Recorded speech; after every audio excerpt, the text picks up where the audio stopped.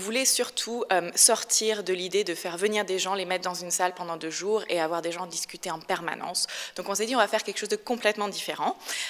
Donc le premier jour on s'est dit les gens ne se connaissent pas forcément, il y a souvent des nouveaux partenaires ou des gens des mêmes partenaires mais qui ne se sont pas encore rencontrés. Donc on s'est dit qu'on allait faire quelque chose de très social et on a mis les gens ensemble et on a décidé de cuisiner ensemble un dîner durable avec un minimum de déchets alimentaires créés évidemment puisque c'est l'idée de ces 2 jours-là. Et le dîner était avec des produits locaux. 2 étudiantes d'un collège hospitalier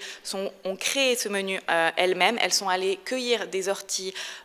partie du menu, etc. Donc c'était vraiment une démarche globale et elles sont très investies dans tout ce qui est nourriture durable. Donc vraiment c'était cette première idée-là, d'avoir des gens qui travaillent beaucoup sur le projet mais qui sont souvent dans des bureaux, de les avoir en fait en train de cuisiner, de faire des pâtes, de faire une entrée, de réfléchir à une présentation et d'avoir un point de vue qui est le point de vue de restaurateur, de création et de voir le problème du déchet alimentaire sous cet angle-là en étant dans la cuisine, en préparant un menu. Et ça s'est très bien passé. On ne pouvait pas faire un meeting comme celui-là sans inclure Wrap, parce que ça fait des années qu'ils travaillent dessus et ils ont une recherche qui a été faite sur laquelle ils ont fondé une démarche qui fonctionne, ils ont des chiffres, ils ont des résultats et ils sont très sympas. Donc ils ont bien accepté de venir nous voir, ils nous ont fait une excellente présentation et ils sont vraiment maintenant 5 ans dans leur projet et il y a vraiment une capacité de regarder en arrière, de voir ce qui a fonctionné, ce qui a moins fonctionné et comment évoluer pour vraiment toucher le consommateur et avoir les 2 choses qui fonctionnent ensemble quand on veut changer le comportement alimentaire, c'est de toucher le comportement du consommateur, mais également de travailler sur tout ce qui est politique alimentaire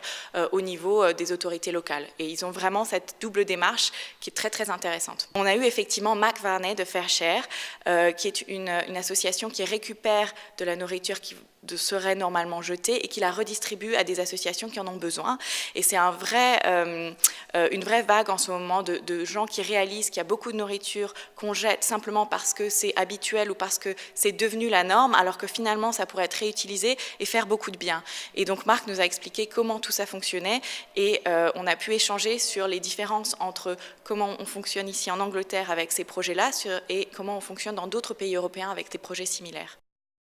New Covent Garden Market, où on est aujourd'hui, est un des marchés qui a une démarche extrêmement complexe en ce qui concerne la gestion de leurs déchets, sachant que rien ne va en décharge. Tout est utilisé, soit recyclé, soit réutilisé, soit est utilisé pour fabriquer de l'énergie. Et donc on a voulu utiliser cet endroit-là, qui est un endroit extrêmement intéressant pour avoir ce meeting-là. Et Tom Fletcher, qui a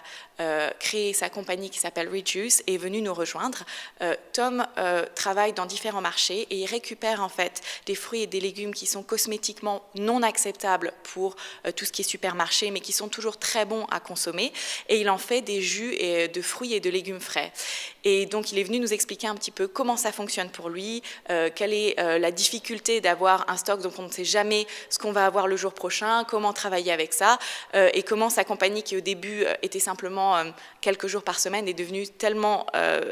a tellement bien marché que maintenant c'est son travail à plein temps. On a aussi eu l'occasion de rencontrer Sarah Moore, qui est professeure et restauratrice, qui a d'une part aidé les étudiantes le premier jour à cuisiner le repas pour nous, et également nous a cuisiné le repas le 2e jour, un repas qui est fait avec ce qu'elle appelle des rescue recipes, c'est-à-dire des recettes où on utilise le reste des frigos ou des choses, les 3 haricots qui va vous rester dans un sac, ou des choses qu'on a tendance à jeter parce qu'elles restent et qu'on n'a pas une réflexion globale sur la façon de faire à manger. Et elle nous a aussi parlé de sa passion pour la nourriture durable et comment la gestion de la nourriture et la gestion des déchets alimentaires est extrêmement importante quand on est un restaurateur et qu'on veut travailler dans ces eaux-là, parce que ça, évidemment, ça évite de gaspiller de la nourriture, mais ça évite aussi de perdre de l'argent, et c'est très important dans le climat économique actuel, et c'est également une manière de faire réaliser aux clients qu'il y a vraiment une pensée derrière tout ça, et que l'acte de manger et de consommer de la nourriture, c'est un acte très important.